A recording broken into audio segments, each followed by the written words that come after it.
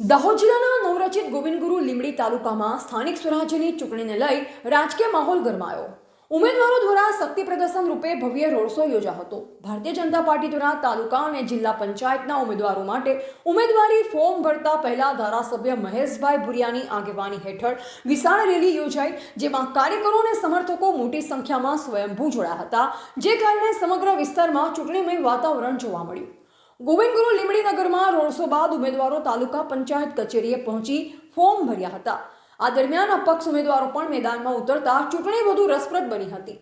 ચૂંટણી પ્રક્રિયાના ફોર્મ શાંતિપૂર્ણ વાતાવરણમાં ભરાય તે માટે લીંબડી પોલીસ સ્ટેશનના પીઆઈ વીપી પટેલની આગેવાની હેઠળ પીએસઆઈ બીબી ભગોરા તેમજ પોલીસ દ્વારા કડક બંદોબસ્ત ગોઠવાયો। કાર્યક્રમ દરમિયાન ભાજપના સ્થાનિક આગેવાનો, પદાધિકારીઓ તથા મોટી સંખ્યામાં કાર્યકરોની હાજરી નોંધપાત્ર રહી। સમગ્ર કાર્યક્રમ શાંતિપૂર્ણ શિસ્તબદ્ધ રીતે પૂર્ણ થયો। રિપોર્ટર હિતેશ પ્રજાપતિ, દાહોદ।